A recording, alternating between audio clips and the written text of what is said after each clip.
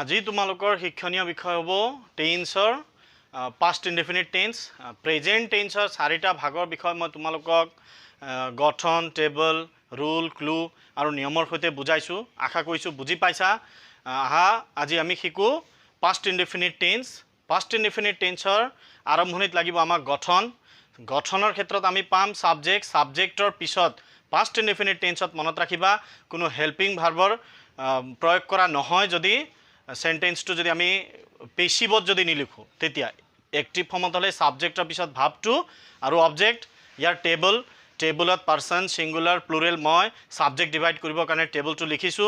I we you he she ইয়াত it দিব পাৰা এটা নাম দিব পাৰা দে আৰু প্ৰত্যেকতে মই দিছো ভাবটো অবজেক্ট মই ইয়াত পুট কৰা নাই তোমালোকে লিখিবলৈ চেষ্টা কৰিবা তাৰ পিছত চোৱা ৰুল পাষ্ট ইনডেফিনিট টেন্সৰ ৰুল কি হ'ব চোৱা অতীত কালত সম্পন্ন হোৱা ঘটনা বুজাবলৈ তাৰ পিছত আৰু এটা কথা তোমালোকে লিখিব পাৰা অতীতৰ সত্য ঘটনা বুজাবলৈ পাষ্ট ইনডেফিনিট টেন্স ব্যৱহাৰ কৰা হয় অতীতৰ সত্য ঘটনা বুজাবলৈ কি টেন্স ব্যৱহাৰ কৰা হয় এই দুটা নিয়মৰ ক্ষেত্ৰত আমি পাষ্ট ইনডেফিনিট টেন্স ব্যৱহাৰ কৰিব পাৰো পাষ্ট ইনডেফিনিট টেন্স ব্যৱহাৰ কৰা হয় ধুনিয়াকে নিয়মবোৰ তোমালোকে বহিত লিখি লবা এতিয়া চোৱা ঘটনা এটা অতীত কালত সম্পন্ন হ'ল বুলি আমি কেনেকৈ গম পাম তাৰ কাৰণে লাগিব আমাক ক্লু মই তোমালোকক কৈছিলো যদি উদাহৰণত যিকোনো ক্লু পোৱা যিকোনো টেন্সৰ প্ৰেজেন্টৰ ক্লুবোৰ তোমালোকে আইডেন্টিফাই কৰিব পাৰিবা বুলি মই আশা কৰিছো এতিয়া চোৱা পাষ্ট ইনডেফিনিট টেন্সৰ ক্লু কি হ'ব ক্লু মানে সম্ভেদ যিবোৰ শব্দ আমাক উদাহৰণ এটা কি টেন্সত দিয়া আছে হেতু জনাত সহায় কৰে সেই শব্দখিনিকে আমি সম্ভেদ বা ক্লু বুলি কওঁ সো পাষ্টৰ ক্ষেত্ৰত আমি কি পাম yesterday ago the other day recently মই প্ৰেজেন্ট পাৰফেক্ট টেন্সতো লিখিছিলো আৰু তেতিয়া বক্সত দিছিলো আজি আকৌ পাষ্ট ইনডেফিনিট টেন্সতো আমি ৰিসেন্টলি পাইছো ইয়াৰ পাৰ্থক্য মই বুজাই দিম কেতিয়া প্ৰেজেন্ট পাৰফেক্ট টেন্সত ব্যৱহাৰ কৰা হয় আৰু কেতিয়া পাষ্ট ইনডেফিনিট টেন্সত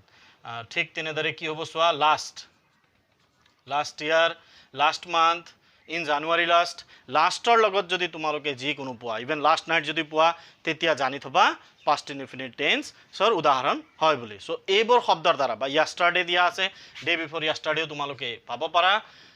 বাকি অতীতৰ সত্য ঘটনাৰ কাৰণে কোনো ক্লু নাথাকিব উদাহৰণটো নিজে কি হ'ব একোটা ক্লু হয় এটা উদাহৰণৰ সৈতে আমি পাষ্ট ইনডেফিনিট টেন্সক ক্লিয়াৰ কৰিবলৈ চেষ্টা কৰো আহা সো যদি মই লিখো I have my dinner an hour ago same example যদি মই এনেকে লিখো I have my dinner just now এই দুটা উদাহৰণত চোৱা আমি দুটা বেলেগ টেন্সৰ ক্লু বুলি আমি কেনেকে গম পাম বুলি ক'লে চোৱা I have my dinner an hour ago আৰু I have my dinner just now দুয়োটা উদাহৰণ দুটা বেলেগ টেন্সৰ আৰু কি টেন্সৰ হয় বুলি আমি গম পাম একমাত্ৰ ক্লুৰ দ্বাৰা ইয়াত দিয়া আছে এগো আৰু ইয়াত দিয়া আছে just now এগো থাকিলে গম পাব লাগে যে পাষ্ট ইনডেফিনিট টেন্সৰ আৰু just now থাকিলে গম পাব লাগিব প্ৰেজেন্ট পাৰফেক্ট টেন্সৰ তোমালোকে ক্লুবোৰ বাই হাৰ্ট কৰি লবা এতিয়া পাষ্ট ইনডেফিনিট টেন্স বুলি গম পালে ব্ৰেকেটত থকা ভাৰ্বৰ সেকেন্ড ফৰ্ম লিখিবা অৰ্থাৎ পাস্ট ফৰ্ম অৰ্থাৎ ভাবটো লিখিবা হেভ ভাৰ্বৰ সেকেন্ড ফৰ্ম কি হ'ব হেড সো এনসাৰ কি হ'ব এতিয়া I had my dinner an hour ago similarly ইয়াত কিন্তু কি দিয়া আছে চোৱা জাস্ট নাও বুলি দিয়া আছে জাস্ট নাও পাস্ট ইনডেফিনিট টেন্সৰ ক্লু নহয় প্ৰেজেন্ট পাৰফেক্ট টেন্সৰ ক্লু আৰু প্ৰেজেন্ট পাৰফেক্ট টেন্সৰ গঠন মতে এনসাৰটো কৰিব চেষ্টা কৰিবা এনসাৰ কি হ'ব আই হেভ ব্ৰেকেটত থকা ভাৰ্বৰ থাৰ্ড ফৰ্ম সো এনসাৰ হ'ব I have had my dinner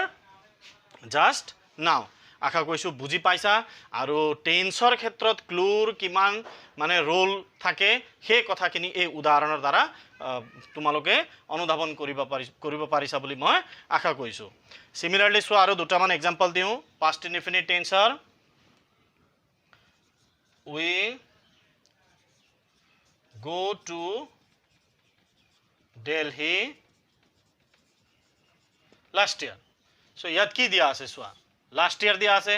last পাস্টৰ কথা বুজাইছে আৰু past indefinite tense বুলি গম পালে আমি কি কৰিব লাগিব ভাৰ্বৰ সেকেন্ড ফৰ্ম দিব লাগিব go ভাৰ্বৰ সেকেন্ড ফৰ্ম কি হয় went ঠিক তেনেদৰে yesterday he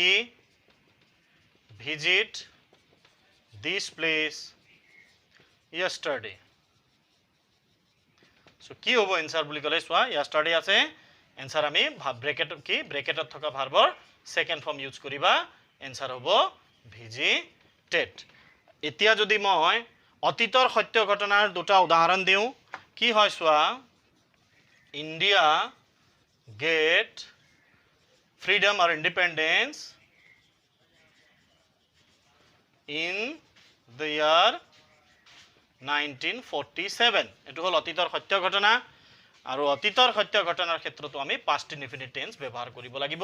get ভাৰ্বৰ second form কি হয় বুলি কলে got আৰু যদি আটাইতকৈ সহজ আৰু এটা ৰুল যদি দিও বলে আমি সকলোৱে জানো বাল্মীকি ৰাইট ৰামায়ণ সো এটো হল অতীতৰ সত্য ঘটনা ইয়াত কোনো ক্লু নাই উদাহৰণটো নিজেই এটা ক্লু গতিকে অতীতৰ সত্য ঘটনাৰ ক্ষেত্ৰতো আমি past indefinite tense ব্যৱহাৰ কৰিম আৰু past indefinite tense মানে কি ব্ৰেকেটত থকা ভাৰ্বৰ সেকেন্ড ফৰ্ম আমি লিখিব লাগিব সো ৰট হ'ব এতিয়া সোৱা past indefinite tense or passive form মই present indefinite tense or passive form তোমালোকক দিয়া নাছিলো প্ৰাক্তন ছাত্ৰ এজনে ধুনিয়াকে তলত কমেন্টত লিখিছে বলে স্যার passive form আপুনি দিয়া নাই মই past indefinite tense or passive form লগত দিম বুলি ভাবিছিলো কাৰণে দিয়া নাই বুলি তাত মই ৰিপ্লাই দিছো passive form সোৱা past indefinite tense or passive form কি হ'ব সোৱা subject ৰ পিছত দিব লাগিব was were verb 3 plus object past indefinite tense ৰে rule number 3 বুলি লিখি লব পাৰা আৰু rule number 3 বুলি passive form বুলি লিখিবা আৰু তলত তোমালোকে লিখিবা যেতিয়া মূল কৰ্তা উদাহৰণত দিয়া নাথাকে বা মূল কৰ্তা উজ্জ হৈ থাকে তেতিয়া past indefinite tense ৰ ক্ষেত্ৰত passive form ব্যৱহাৰ কৰা হয় এতিয়া সোৱা উদাহৰণৰ দ্বাৰা ক্লিয়াৰ কৰো কথাখিনি suppose the work begin a month ago এই উদাহৰণত সোৱা মই অলপ আগত তোমালোকক এগো থকা এটা উদাহৰণ দিছিলো আৰু কৈছিলো বলে এগো দেখিলে past indefinite tense আৰু past indefinite tense বুলি গম পালে আমি ব্ৰেকেটত থকা ভাৰ্বৰ সেকেন্ড ফৰ্ম লিখিব লাগিব কিন্তু এই উদাহৰণত সোৱা the work begin a month ago এমাহ আগত কাম আৰম্ভ হৈছে কিন্তু কাম কোনে আৰম্ভ কৰিব কামে নিজক আৰম্ভ কৰিব নোৱাৰে কাম আৰম্ভ কৰিব লাগিব মানুহে লেবাৰে আৰু ইয়াত মূল কৰ্তা উজ্জ হৈ আছে তোমালোকে তলত লিখি লবা যেতিয়া মূল কৰ্তা দিয়া নাথাকে মূল কৰ্তা যেতিয়া দিয়া নাথাকে তেতিয়া passive form ব্যৱহাৰ কৰা হয় সো এনসাৰ কি হ'ব passive form মানে সাবজেক্টৰ পিছত was were সো ইয়াত কি হ'ব the work was began a month ago ঠিক তেনেদৰে সোৱা many soldiers kill in the last war বা Socrates অতীতৰ সত্য ঘটনা এটো Socrates take away to prison so এইবোৰ উদাহৰণক আমি past indefinite tense বুলি গম পাৰ পিছতো আমি passive formত লিখিব লাগিব passive form মানে যি সাবজেক্ট তোমালোকক উদাহৰণত দিয়া থাকে হেতুক চাই লবা চাই অক্সিলাৰি was put কৰিবা নে were put কৰিবা হেতু ডিপেন্ড কৰে সাবজেক্টৰ ওপৰত কিন্তু ইয়াত মূল কৰ্তা উজ্জ হৈ আছে কথাখিনি মনত ৰাখিবা many soldiers kill in the last war so answer কি হ'ব many soldiers were killed Socrates take away to prison answer কি হ'ব Socrates was taken away to prison এতিয়া present indefinite tense ৰ ক্ষেত্ৰতো passive form মই আকৌ কৈছো উল্লেখ কৰা নাছিলো present indefinite tense ৰ passive form ৰ ক্ষেত্ৰত সাবজেক্টৰ পিছত am is verb 3 object বাকিখিনি সব একে থাকিব খালি helping verb চেঞ্জ হ'ব past indefinite tense to was were হৈছে যদি present indefinite tense ৰ ক্ষেত্ৰত was were ৰ ঠাইত দিব লাগিব am is মই present indefinite tense ৰ passive form ৰ খালি দুটা উদাহৰণ লিখি দিছো সোৱা এটো present indefinite tense ৰ passive form present indefinite তোমালোকে আকৌ যদি লিখি লৈছা পুনৰ present indefinite tense ত গৈ এই কথাখিনি লিখি লবা suppose মই যদি দিও stars see in the sky at night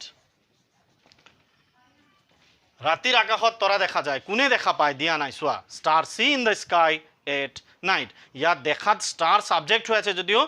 ভাৰ্বটোৱে কি কৈছে দেখা মানুহজন বেলেগ হ'ব লাগিব সো মানুহ বুলি ইয়াত কতো মেনশন কৰা হোৱা নাই গতিকে প্ৰেজেন্ট ইনডিফিনিট টেন্সৰ এনেকুৱা উদাহৰণকো আমি পেছিভ ফৰ্মত লিখিব লাগিব ইয়াত কিন্তু তোমালোকে ওয়াজ ওৱেৰৰ ঠাইত লিখিবা যদি প্ৰেজেন্ট বুলি গম পাইছা এমিজাৰ লিখিবা stars are seen in the sky at night ঠিক তেনেদৰে পৰীক্ষা দিয়ে কেতিয়াবা উদাহৰণবোৰ these days football play everywhere কোনে খেলে আমি খেলো গতিকে এনসাৰ হ'ব these days football is played everywhere যদি মই কওঁ বোলে English speak all over the world English speak all over the world কোনে কয় মানুহে কয় আমি কওঁ কিন্তু গোটেই উদাহৰণত মূল কৰ্তা ইয়াত উজ্জ্বল হৈ আছে দিয়া নাই লিখি লবা তোমালোকে প্ৰেজেন্ট বা পাষ্টৰ ক্ষেত্ৰত মূল কৰ্তা দিয়া নাথাকে বুলি লিখিবা তেতিয়া বুজাত সহজ হ'ব সো এনসাৰ কি হ'ব English speak all over the world answer কি হ'ব English is spoken all over the world ঠিক তেনেদৰে rice is eaten in Assam এনেকে প্ৰেজেন্ট ইনডিফিনিট টেন্স আৰু পাষ্ট ইনডিফিনিট টেন্সৰ পেছিভ ফৰ্মক তোমালোকে ক্লিয়াৰ কৰিব পাৰিবা এতিয়া আজিৰ ক্লাছ শেষ কৰাৰ আগত তোমালোকক মই এই কনসেপ্টটো ক্লিয়াৰ কৰি দিওঁ চোৱা ৰিসেন্টলি থকা উদাহৰণত সাধাৰণতে কনফিউজন থকা এটা দেখা যায় কাৰণ ৰিসেন্টলি মানে অসমীয়াত ইয়াৰ অৰ্থ হ'ল অলপতে এই মাত্ৰ বুলি আমি ইংৰাজীত পাইছো জাস্ট নাও সো অলপতে জাস্ট নাওৰ মাজত খুব বেছি পাৰ্থক্য নাই গতিকে কনফিউজন এটা থাকে যে ৰিসেন্টলি শব্দটোক মই পাষ্ট ইনডিফিনিট টেন্সত লিখিম নে প্ৰেজেন্ট পাৰফেক্ট টেন্সত লিখিম প্ৰেজেন্ট পাৰফেক্ট আৰু ইফালে দিলো পাষ্ট ইনডিফিনিট যদি প্ৰেজেন্ট পাৰফেক্ট টেন্সত লিখিব লাগে তেতিয়া সাবজেক্টৰ পিছত আমি অক্সিলাৰি ইউজ কৰো হেভ বা হেজ আৰু ব্ৰেকেটৰ কি ভাৰ্বৰ থাৰ্ড ফৰ্ম আৰু যদি পাষ্ট ইনডিফিনিট টেন্সত যদি মই ৰিসেন্টলি থকা উদাহৰণক যদি লিখো তেতিয়া মই লিখিম পাষ্ট ফৰ্ম অৰ্থাৎ ভাবটো এই কথাখিনি সম্পূৰ্ণ ক্লিয়াৰকে কতো দিয়া হোৱা নাথাকে কাৰণে কনফিউজন থকা দেখা যায় ছাত্ৰ ছাত্ৰীসকলৰ মাজত মই তোমালোকক সাজেষ্ট এটা কৰিছো তোমালোকেও চাব পাৰিবা কথাখিনি সাধাৰণ ঘটনা এটা যদি থাকে তেতিয়া তোমালোকে পাষ্ট ইনডিফিনিট টেন্সক প্ৰিফাৰ কৰিব পাৰা ৰিসেন্টলি থকা উদাহৰণক সাপোজ মই যদি দিওঁ বোলে হি কাম হিয়াৰ ৰিসেন্টলি এটো হল এটা সাধাৰণ ঘটনা ক্ষেত্ৰত তোমালোকে পাষ্ট ইনডিফিনিট টেন্সক লিখিব পাৰা হি কেম হিয়াৰ ৰিসেন্টলি কিন্তু যদি মই দিওঁ বোলে প্ৰভাৱশীল ঘটনা যে ঘটনাৰ প্ৰভাৱ কেইবা দিন থাকিব পাৰে তেনেকুৱা ঘটনাৰ ক্ষেত্ৰত আমি প্ৰেজেন্ট পাৰফেক্ট টেন্সত আমি ৰিসেন্টলি থকা উদাহৰণক সমাধান কৰো আমি চোৱা suppose the price of rice go up recently এই কথাখিনি ইয়াত চোৱা তোমালোকে যে the price of rice go up recently অৰ্থটো কি হয় চোৱা চাউলৰ দাম কেইদিনমান আগত বা অলপতে বাঢ়িছে চাউলৰ দাম বঢ়াৰ লগে লগে এই ঘটনাৰ প্ৰভাৱ কেইবাদিনলৈকে ৰৈ যায় সমাজত গতিকে এনেকুৱা উদাহৰণক আমি কি দিব লাগিব প্ৰেজেন্ট পাৰফেক্ট টেন্সত প্ৰিফাৰ কৰিবা তোমালোকে the price of rice has gone up recently বা the flood has damaged the property recently কেইদিনমান আগত বানপানীয়ে গোটেই সম্পত্তি নষ্ট কৰিছে বানপানীয়ে সম্পত্তি নষ্ট কৰিলেও কেইবাদিনলৈকে তাৰ পক্ষে প্ৰভাৱৰ পৰা আমি মুক্ত হ'ব নোৱাৰো কিন্তু যদি বোলে মই কওঁ বোলে আই বাই এন আমব্ৰেলা ৰিসেন্টলি তেতিয়া তোমালোকে I bought N umbrella recently বুলি লিখিব পাৰা গতিকে সাধাৰণ ঘটনা যদি হয় ৰিসেন্টলি থকা উদাহৰণক পাষ্ট ইনডিফিনিট টেন্সত প্ৰিফাৰ কৰিবা আৰু যদি প্ৰভাৱশীল ঘটনা যদি হয় তেতিয়া প্ৰেজেন্ট কি প্ৰেজেন্ট পাৰফেক্ট টেন্সৰ ক্ষেত্ৰত তোমালোকে ইউজ কৰিবা সো আশা কৰিছো তোমালোকৰ ডিজিটেল ক্লাছৰ দ্বাৰা লাভ হৈ আছে কথাখিনি শুনিবা বহিত লিখিবা যদি উদাহৰণবোৰ পোৱা তোমালোকে ফেসবুক পেজ বা ইউটিউব চেনেলৰ জৰিয়তে কৰি পঠাবলৈ চেষ্টা কৰিবা ছাত্ৰ ছাত্ৰীসকলৰ কাৰণে কৰিছো এই গোটেইখিনি ওদালগুৰিৰ কেইজনমান মোৰ প্ৰাক্তন ছাত্ৰৰ লগত মিলি এই ডিজিটেল ক্লাছখিনি আগবঢ়াই আছো লকডাউনৰ সময়ত ঘৰত থাকিবা সুস্থ থাকিবা আৰু ডিজিটেল ক্লাছৰ সুবিধা ল'বা বুলি আশা কৰিলো আজিৰ কাৰণে হ'ব থ্যাংক ইউ